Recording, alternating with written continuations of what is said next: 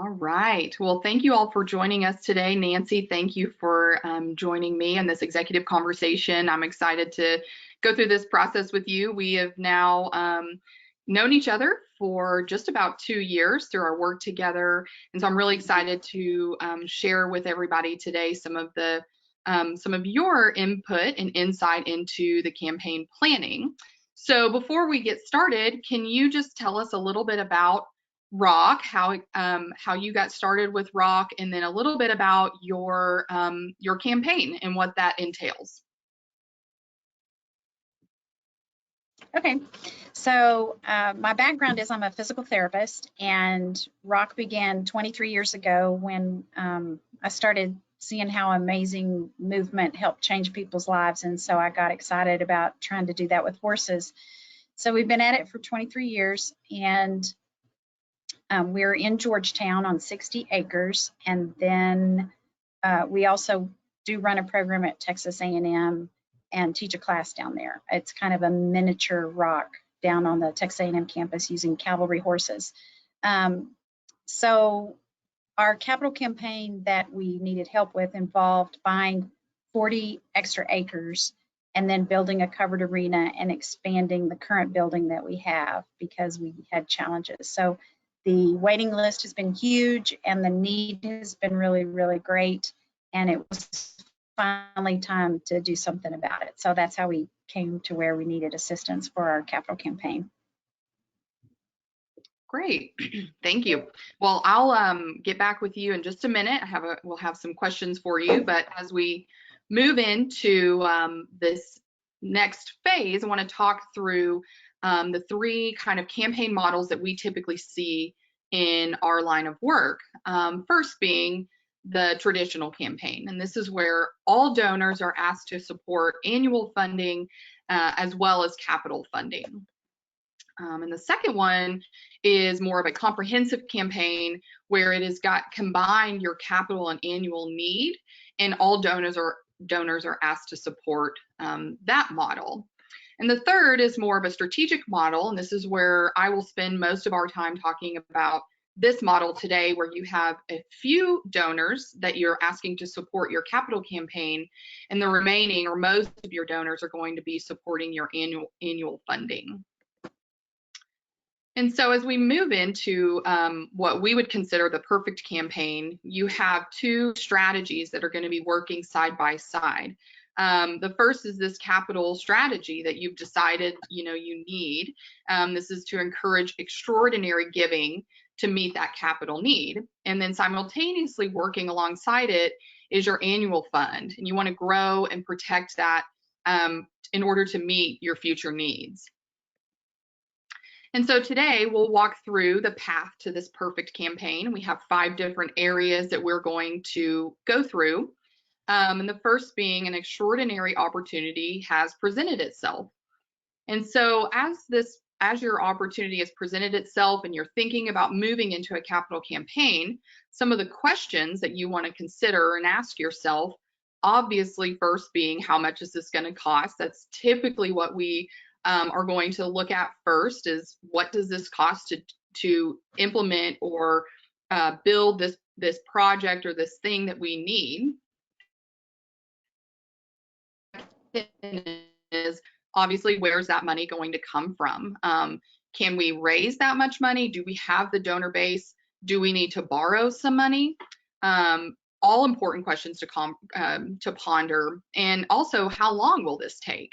Depending on when you need it, is going to help you dictate your timing of how long you can take to begin fundraising and before you can begin building. So as you enter into a capital campaign, there are definitely going to be some challenges that are going to present themselves. First is knowing whether or not you have the right plan or case in place. And so if you have the opportunity to do a planning study, because you're not really sure what plan you're moving forward with, if there's a couple of different options, then moving into a planning study might make sense. But if you know that in ROC's case, they needed a second arena because they needed more space, conducting a planning study it wasn't necessary for them in that particular case. Campaigns can make it challenging to protect your annual funding. This is very core to Mission Advancement's methodology, that we work with our clients to protect their annual funding and ensure that your annual funding is protected and most likely will grow. Engaging the board, having 100% board engagement and support of a campaign is really critical, not only for setting the tone for the campaign, but it also, lets the rest of the community know of your donors that the board is in full support of this project. And so getting board engagement through a capital campaign can be challenging, but is very critical and important piece of the campaign. Allocating time, as you know, as many of you are in instances where you have to continue operating the normal pieces of your business and the day-to-day operations of your business, capital campaign is over and above that. And so making sure that you can allocate time towards the capital campaign can be challenging, but is an important piece of it. Another one is competition with other campaigns in the area. So if you're in a smaller community and if there are other campaigns going on, it could be that you're competing for donors to your campaign. And at Mission Advancement, we know we are beginning to see more and more organizations kind of coming out of COVID and are interested in kind of picking up the plans that they may have had pre-COVID and moving into capital campaigns. So we may begin to see more campaigns coming on board. Another challenge is reliance on and management of volunteers. Many campaigns you're going to be working with a group of volunteers to help implement. And so relying on volunteers that can give you the appropriate amount of time can sometimes be challenging, but if enlisted properly, volunteers can be a really critical and important piece of campaign success. And then obviously risk of failure. That is always going to be a challenge through the capital campaign, and in the back of everyone's minds as the campaign is going on of, is this going to be doable and possible? Because nobody wants to fail as they enter into a capital campaign. Okay, so Nancy, I'm going to ask you, what were some of your greatest fears going into ROC's capital campaign?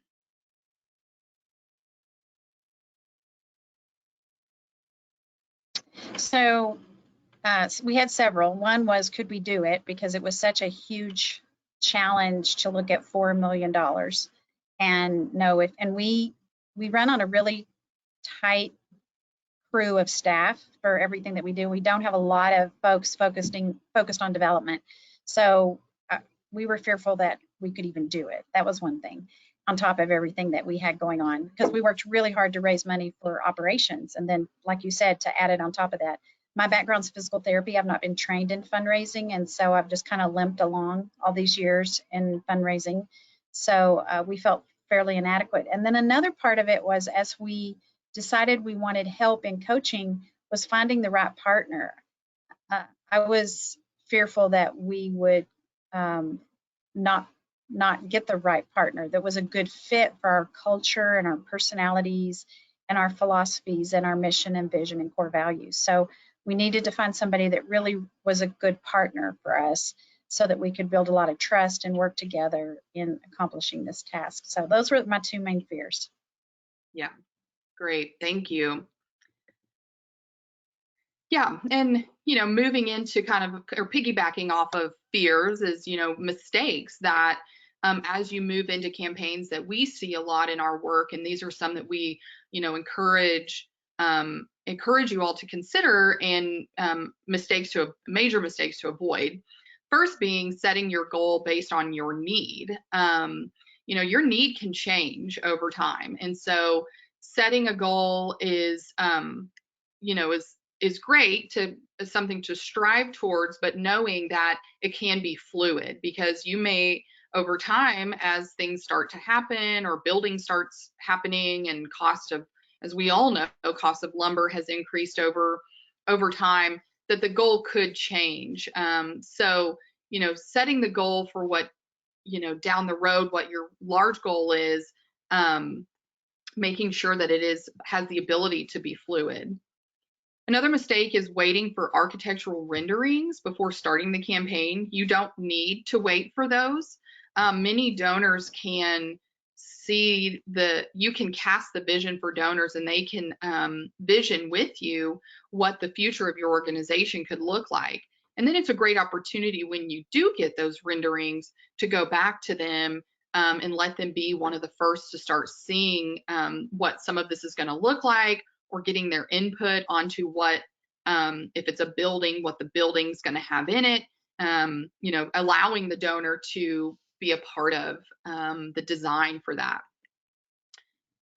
Enlisting campaign leadership too casually. So I spoke to this a minute ago when I was speaking about volunteers. When you enlist your campaign leadership, making sure that you're really inviting them to be a part of something really great and big, and setting the stage for what the expectations are for them is going to really help with that volunteer management piece, and keeping them focused so that they know what the end goal is. And so if you enlist them just very casually and say it's not a big deal, you can do this, then you're most likely going to get somebody that is not really engaged. So that's an important piece and a very important thing to avoid. Soliciting the board as a group is another mistake to avoid.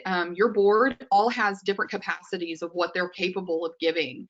And so if you stand up in front of them and ask them as a group to make a commitment because you need to be at 100%, which is true in many cases for foundation support, you want your board to be at 100%, but your board is very important to you. They are also a group of volunteers who've given you their time and talents. So soliciting them in a very meaningful and impactful relational way, one-on-one, is very important to the success of the campaign.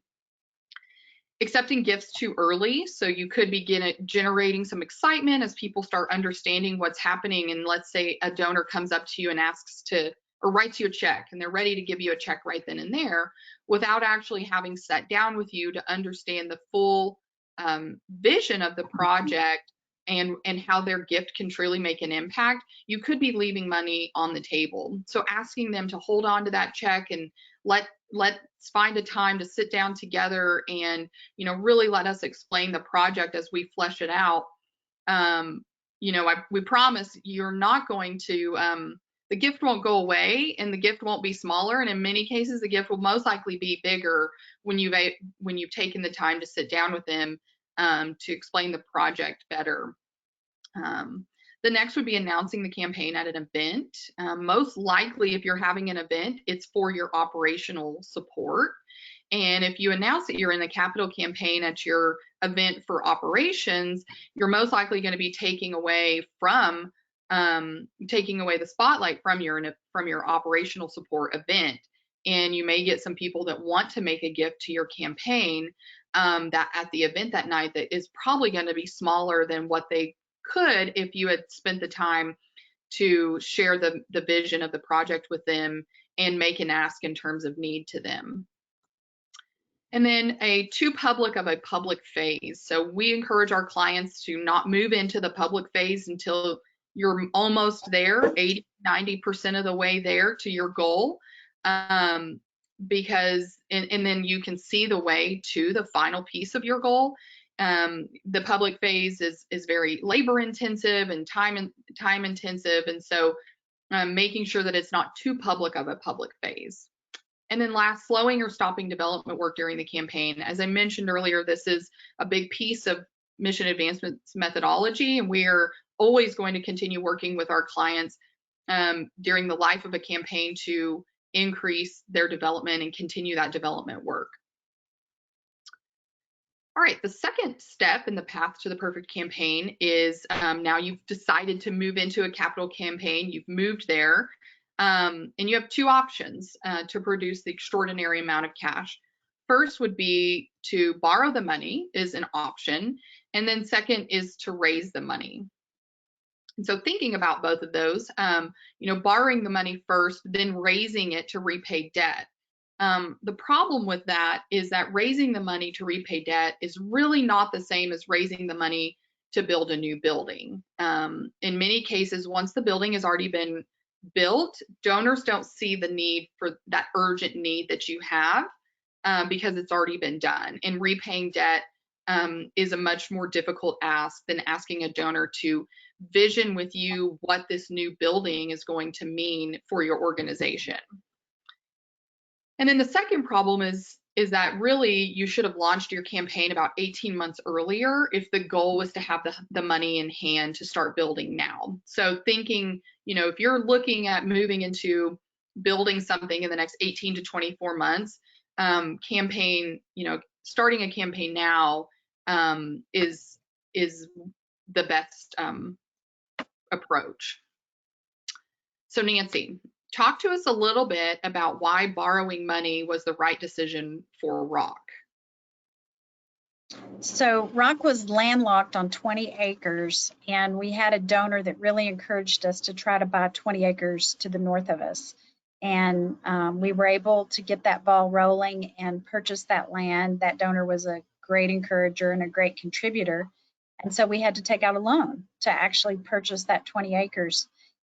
And once we did that, it gave us land to go ahead and start off our the process of getting ready to build an additional building. Right in the middle of that, 20 acres came up for sale on the other side of our original 20 acres, so on the south side. And it was the same situation. If we hadn't purchased that within 2 weeks, that land would have been gone, and we're in a real landlocked area. And so we had to borrow the funding to purchase that land as well. And so in that situation, purchasing land, it seems right now that it was the right decision for us to do, but I definitely agree in not borrowing money when you're building a building. And it's never as exciting to pay back debt and asking for that, for sure. But we've managed to do a good chunk of it. Yes. Yeah, Rock has, I got to go to the note burning party when they paid off the first 20 acres and are really close to paying off the second 20 acres. And if any of you are familiar with Austin and the expansion in Austin right now, you will understand why buying land and borrowing money for land is necessary at this at the rate at explosion of Austin area. So yes, thank you, Nancy. Okay, so the third aspect is the ideal campaign. And there are three big myths with capital campaigns that we see regularly and hear in our day-to-day work. Is one, we hear a lot from nonprofits and boards that say, well, why can't we just find new donors or new funding sources for this project? The second we hear sometimes is we should only focus on corporations and foundations. They have lots of money to give. Why wouldn't we get money from them? And then last is, let's get 100% participation from all of our donors. So the truth really behind each of these is the first one is that a relationship and connection to your mission must first exist. To make truly transformational gifts to your organization requires donors that understand who you are and have been in relationship with you. And they are going to be your greatest donors to your capital campaign. The second one around corporations and foundations, and this is true in all across philanthropy, not just in campaigns, is that over 70% of philanthropy comes from all individuals. So it's a very small amount of corporate dollars and foundation dollars that are going to go to your campaign. Now, there is a piece of your campaign that in an appropriate time to reach out to corporate and foundations, but usually it's towards the end once you've raised over 50 or 60% of your goal. And then last, it sounds like a noble plan to ask everybody to give 100%, but it's not ever really going to truly happen like that because donors all have different interests. And some donors are not interested in a building because they're more interested in the programs that you're offering and they want to continue to support the programs. So Nancy, as you guys were getting started, what were some misconceptions that you had in the beginning of your campaign? So one of them was that whoever we decided to partner with would tell us about all these people that we didn't know that we needed to go meet and raise money from them. So that was kind of an idea that we had to work through and get over. And then as we began the training and the prep work, I think there was a little misconception because once we started partnering, we kind of thought, well, we should be raising money like right away. But we methodically went through the whole process, and we had to learn to be a little bit patient because we didn't know how to do this. And so that was a little bit of a misconception that we would start raising money immediately. And then another one that was interesting was we felt like you had to have a really amazing, expensive brochure. You had to have great materials to raise good money. And we learned that that's not necessarily true. It's fine to have some nice things, and it's helpful to have some things, but you don't have to have this elaborate folder that has everything all over it and big fancy. And so that was kind of interesting. It took us a while to let go of that expensive flyer. Right. Yeah, tell me a little more about that piece of it, and kind of what y'all's proposal looks like right now, if you can describe that just a little bit. So our proposal right now has to do with spending time with the donor, and we have some renderings that we can print off the computer, and we have a commitment form, and we have a letter that we adapt to that individual. And so everything is created usually off a computer and a printer as we need it. And we did develop some tools and some things that we need, and then we adapt those personally for the donor before we meet with them, either by Zoom or face-to-face. Right. Yes. And that's another great example of adapting during the times that we're in, is that ROC has done a really great job of adapting to based on the donor's comfort level of if they're willing or wanting to meet virtually versus meeting in person, and soliciting gifts virtually even through the pandemic, and have seen great success from both. So they've sat in the arena where a horse walked up to them while they were meeting with a donor, but they've also been on 4 screens in their homes or in their offices with a donor, making an ask of them that way, where a proposal was delivered personally to their front door with a cup of coffee before. So yes, it's very customized based on the donor's interest and needs. So thank you for sharing that.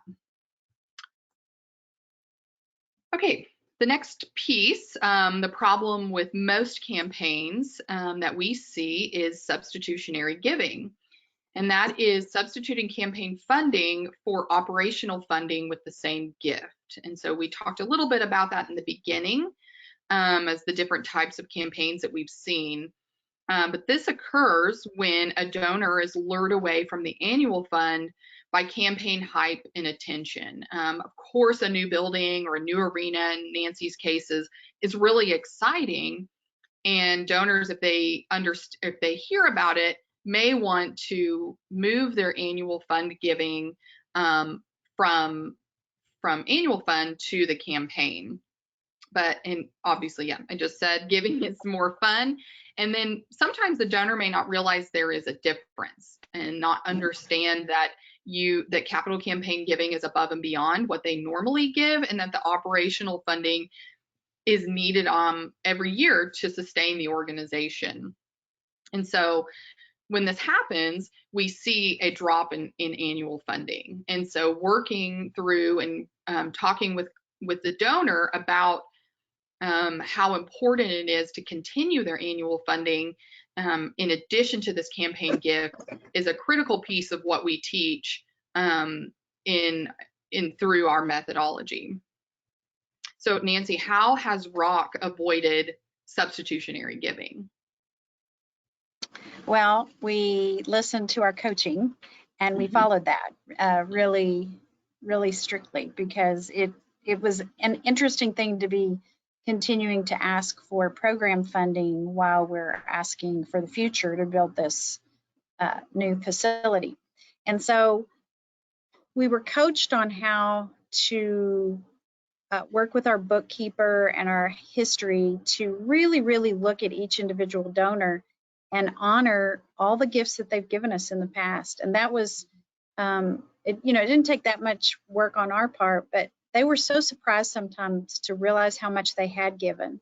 And it was good for us too. So we spent a lot of time being grateful and appreciative of them and showing them what they did do for programs. And we asked them if they would consider to continue their gifts to programs because we really need it, and especially during COVID, while it's been such a challenge. And that as well as considering to continue their annual giving to programs, we asked them to prayerfully consider a capital gift. And then we cast that vision out for that. Right. Yeah, exactly. And so how has how has your annual fund continued, or has it grown throughout the life of your campaign? Well, as most all of us have experienced, it's been very challenging during COVID to raise money for programs. And so because we followed this method, and Mission Advancement helped us not only with the capital, but helped us as we were trying to do our annual fundraising during an era where we couldn't have galas and our normal fundraising, and which is our main fundraising, and we couldn't do it. So we did well. We did really well. We met our budget last year. We went over our budget in our annual campaign doing this method. And then we also have reached 82% of our capital campaign, all during COVID. We were only together working on this campaign a few months before COVID broke out. That's right. Yep. That is right. That's amazing. All right. The last piece is the perfect campaign. And what we would call the perfect campaign is when the campaign that achieves all of its objectives and is absent the flaws that would detract from its intent. And so, this pyramid really represents well, the audience that you're going to be focusing on in your campaign, and your annual fund audience is still very large, and then the number of people that are going to continue to give to that. And then your campaign audience is that smaller amount of donors that have the capacity to make those larger gifts that are at the top of the pyramid. So some questions to consider is, who should be invited to give to the campaign? Is it right to not invite most? And is there a role for every donor? And so all things important, and a role for every donor may look like them continuing to give to the annual fund.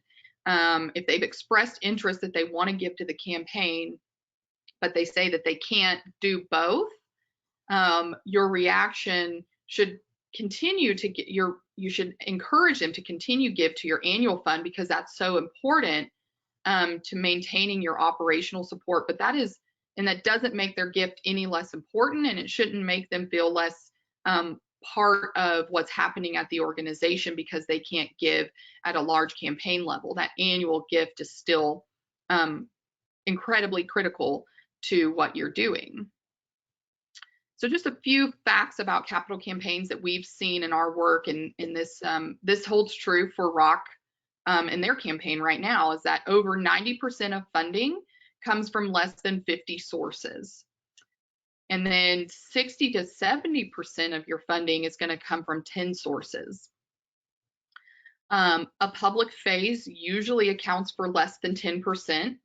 And that is why we encourage our clients to be almost all the way done with your campaign before you make any sort of public announcement, and that how you're going to get that last bit of that funding, that you're not relying on the public to come in and raise an extraordinary amount of money, because that isn't typically the way that we see it. So that if involving the public is great and important, inviting donors to support it, understanding that you could see a dip in some of your annual funding support, because the public phase is the most expensive and labor-intensive phase of the campaign.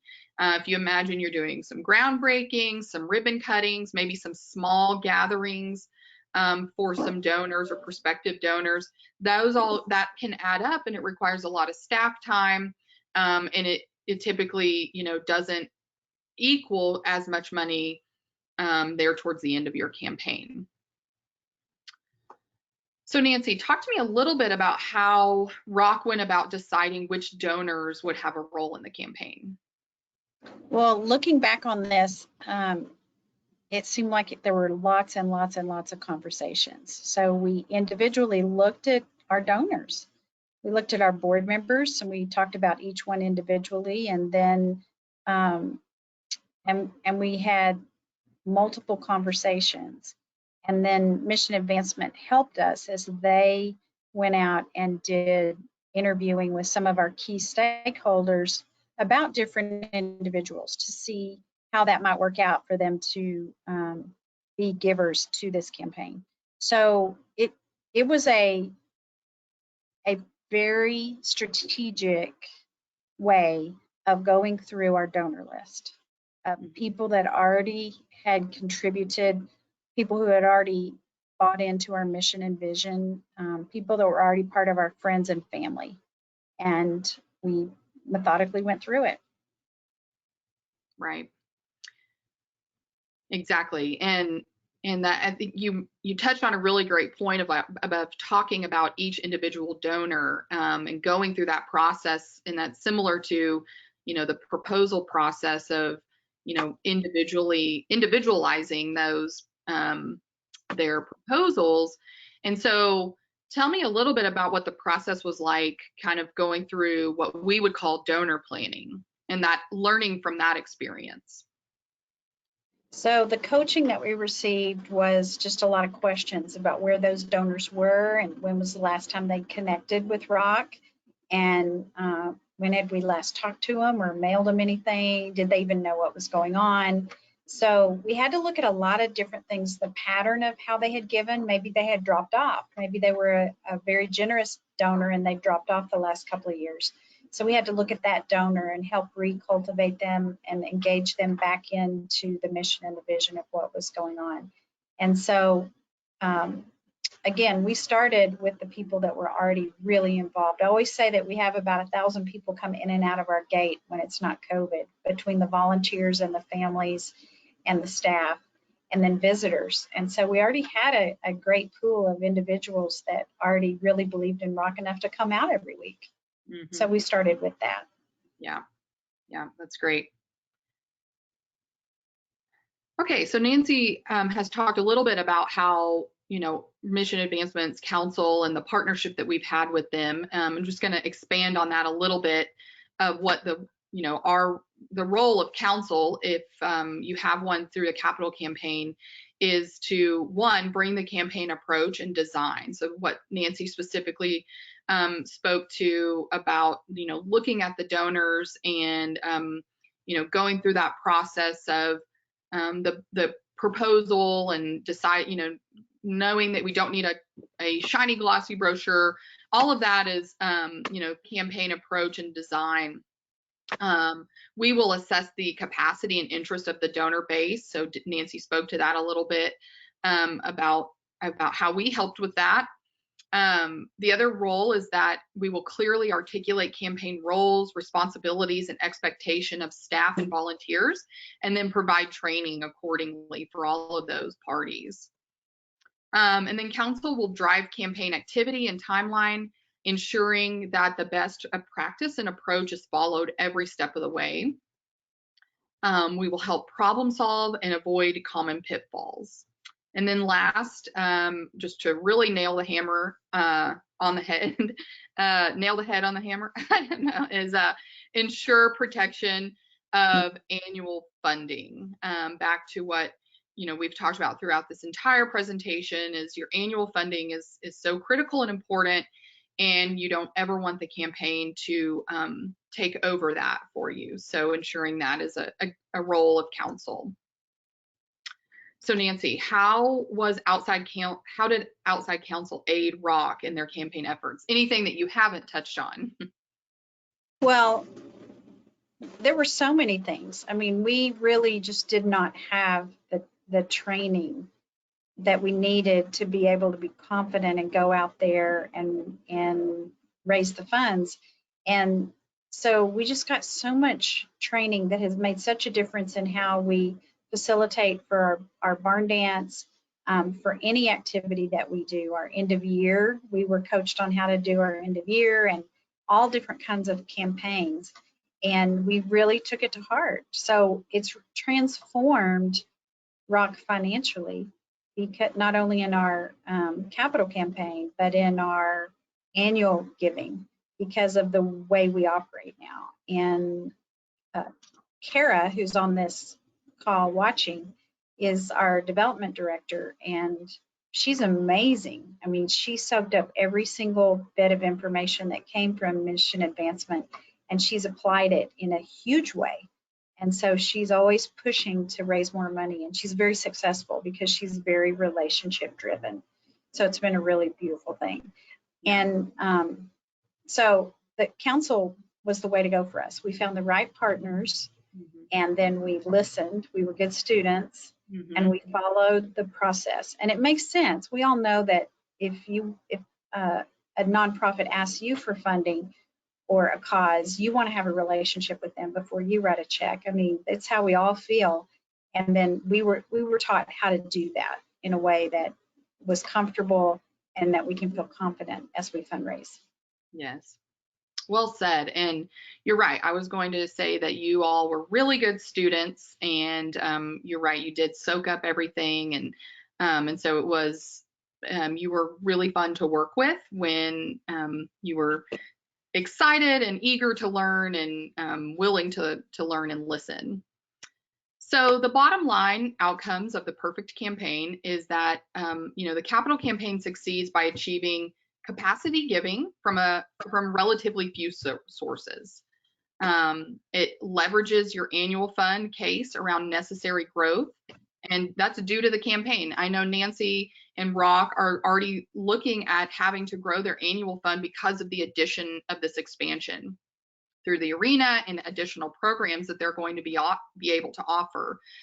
So they have set themselves up well to increase their annual funding due to the capital campaign. Substitutionary giving is eliminated, and the annual fund actually grows during the campaign instead of shrinking. So these are all things that we want to see at the bottom line of at the end of a campaign. And Rock has done an excellent job of making sure that all of these have happened and they've been successful in it. So I'm going to ask Shannon to come back on and see what sort of questions we have out there from everybody. Perfect. Well, thank you guys so much. If you have a question, go ahead and put that over in the questions panel over on the right-hand side, and we will get to those. Also, just as a reminder, you are going to receive a audio-video copy of today's session as well as the slides. So those will be coming out in an email here shortly once we finish. So, Erin, I have a question well, actually, I want to start with Nancy, something you said about the misconceptions that Partner was going to introduce you to new donors. And so for both of you, how do you know if you have capacity within the donor base to even consider going into campaign? And Erin, I'll start with you. Yes, so that is something that we do early on in the campaign. One of the first things that we're going to look at is start looking at your donor base in the giving history from donors. And then Nancy spoke to it a little bit of going through the process of interviewing some key stakeholders and donors within the organization to determine what capacity a donor might have and if this project is even something that they would be interested in. And that is what helps us kind of set the tone and the stage for, what we're capable, what the organization's capable of raising. And it also helps us come up with their donor plan in the process of it. Great. Nancy, do you have anything to add on the capacity within your donor base? Well, it helps give you more confidence if after you go through this process, you have a number that if everything goes perfect, it looks like you can raise this amount of money. And in our case, it looked like we could raise much more than we needed if everything fell into place. So it made us feel like even if we had some individuals that didn't want to invest in this project, we could still reach our goal. That's great. So Jane says, we have borrowed money to build as well. How can we structure our campaign to energize donors and not just focus on debt? Mm-hmm. Yeah, so I think Rock did a really great job of being able to have several different components of their campaign that included debt as a piece of it, but the main focal point was the expansion of the arena and then the some expansion of the current facility, the kitchen. Nancy, you want to speak to that a little bit? Well, I think if you're having to share and request debt reduction, you have to put it on the kind of like going through the line at Luby's. And so you have all this menu. And so we offered a menu to our donor. And so we'd say, we have this debt over here that we want to pay, but we also have this construction coming up. If you'd like to invest in this construction, and we have this expansion over here you can invest in. But some people's eyes light up because they hate. And so you find that there are donors that want to invest in the debt. There's not a lot of them. And there's also some foundations that don't mind investing in debt.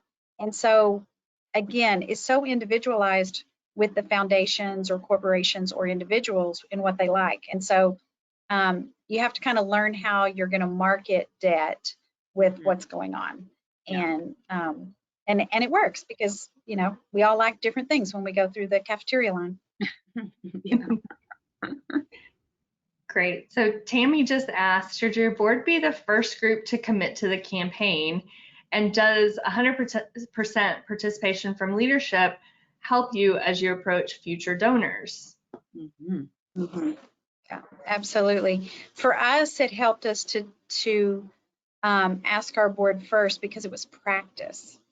And we even said, this is practice. And so if you have some suggestions in how we're asking and presenting this to you, would you please give us feedback? And they did. And so by the time we had gone through our entire board and also presented to some of our staff and a few other trusted individuals, we had a ton of feedback with what they liked and didn't like, and we had done it many, many times. And so our board wanted us to succeed, and so they were willing to tell us in our presentations what they thought we did well and didn't do well. So yes, I think going to the board first is helpful. Mm-hmm. Yeah, I agree. And Erin, talk a little bit more on that topic about you know, being very intentional, right? Because Nancy just said you're going to get practice, but you can't just, they're obviously going to know that you're going into campaign. The Right. board has approved you to go into campaign, but you know, you still need to treat them as individual donors and be very intentional with those asks. So talk a little bit more about going in front of the board and soliciting them as individuals. Yeah, exactly. I mean, you said it well that they're individuals. They are, you know, really should be, you know, they're volunteers that have given up a lot of their time and energy. So they deserve to be, you know, have a sit down with the campaign chair and the executive director, whoever's involved in that. But that's the other piece of it is that we went through with Rock is making sure that we always had the right person in front of them, that if it wasn't necessarily the campaign chair or Nancy, who was the right team to go to that board member. And the same we did with every donor we talked about. So doing the same with your board, because some board members have more capacity than others, but really giving them that, you know, making them feel like they're kind of on, you know, that they're in the inside, that they know what's happening and they can provide that feedback, as Nancy spoke to, is important for your board, so that then they can potentially open up doors for other for friends of theirs that may be interested in this campaign or this project. Yeah, thank you. I think too, a lot of times they're going to be some of your most savvy donors because they know so much about you. So you'll get a lot of Q&A that you can practice, right? Yeah. So Dan just said, we raised a bond to start the first phase of a long-term construction project, and we'll use a capital campaign for the next 3 phases. Will this be a good strategy, as we will have some new spaces to show and contrast against old space? So, Erin, I'm gonna pass that over to you. Yeah, I mean, I'm curious to what Nancy has to say. well, we just broke ground and just did all the dirt work, and we're not finished with our campaign. And we did a campaign once before, and I found that once you built the pad or you did some approach of it and you said, look, isn't this great? Now we want to finish, but we need this additional funding. So I feel like you sometimes can do that to help facilitate that ending part of the campaign, because you have show and tell. They know you're really going to do it, and they see that you really need to finish. And so it's a great little Q&A visual to help you get to that end goal. Yeah, it gives that sense of urgency that you need, because if you're talking about it for a long time and you're not starting and it's continually not being built, people are going to begin to wonder when it's happening. But to Nancy's point of, Rock started a little bit by doing the dirt work. And so it's got people that drive by saying, oh, what's going on over there? I'm very curious what's happening. And so it's, kind of drum up a little bit of interest as they reach, work on this last, bit across their finish line. Great. Well, we have one last question. So Steve is saying, we're planning to launch a campaign, but our board is getting nervous about the resurgence of COVID. How do I convince them that it's still a good time to move forward? Nancy, I know that you launched the campaign, or you started campaign work prior to COVID, but then kind of took a step back and probably had to convince your board that it was a good time to start up again. How would you counsel Steve on talking to his board right now? So, well, tell him that there are other nonprofits that have been very successful during COVID, raising funds for a capital campaign and also operating. It does exist. And, we did it by just following the way Mission Advancement does it, connecting with, first off, you have to care about your donors and see how they are. They may be scared of COVID and locked in their house, and you need to care about them first, which is what we did, and then tune into where they are. And they might go ahead and offer to you that they're spending all their money right now at the food pantry because they're so worried about everybody with capital campaign, which is okay too. If we don't, for our organization, if we don't have food, clothing, and shelter, people can't come to us and work on their rehabilitation. So anyway, it worked great. And there's so many people that have a certain amount of wealth that were not hit by COVID. COVID was devastating to so many individuals for their paycheck and what was happening in their home, and a lot of fear. And then there were others that it didn't impact them. And so they still had, and they had more time on their hands to do a Zoom session with us. And they were thankful for the entertainment, for us to, get on a call. And a lot of times we talked for about 45 minutes and chat and laugh. And it turned out to be a really great thing. And we always left it with, we want you to prayerfully consider this opportunity, and we'll touch base with you again in a couple of weeks. And that's how we did it, so we gave them some time, and 95% of the time it worked, and they gave either the amount we asked or they came back with a different amount. So Right. Erin, what would you say about the resurgence of COVID and campaigns? Right. No, I think, Rock lived it out perfectly. And obviously when things hit, everyone kind of took a pause, and we really narrowed in and focused on their annual fund. And to Nancy's point, making sure that their just donors were okay, and checking on them. And then, coming out of last summer, really encouraging Nancy and the team and the board to, now is the time to pick back up and get things rolling again. And they did, and saw the success from it, because of the work that they put in when COVID first hit. And so, you know, doing the work now to check on your donors and making sure that they're okay is only going to help you deepen that relationship with them to set the stage for a future campaign. And I also think with all the fires going on in our world, that if you are doing a project that offers hope, people want something that's hopeful, and they want to invest in something that's hopeful. So if you have something to offer that's going to help change that one ember of the fire in your community, they want to see that. Yeah. They want to see it. And for a lot of them, it's so healing for them to be able to invest in something hopeful.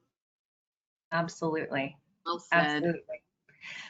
So thank you both for joining us today. Again, it's all about relationships. I mean, Erin and Nancy, you've proven it out today. Continue to deepen those relationships, as you've both said, and especially, you know, if your annual events are being canceled, or if you're looking at capital campaign, relationships with your donors are even more important today. So we would just encourage you guys to figure out ways to get in front of those donors and continue those discussions. So thank you for joining. I will be sending out a follow-up email here shortly with, again, the slides from today's session and a recording, and that link to the free 30-minute consultation that you can take advantage of if you want to talk with one of our specialists about the specifics for your campaign or any other questions that you might have. So thanks so much for joining us today. Thank you, Erin. Thank you, Nancy. Bye-bye. You bet. Thank y'all. Bye.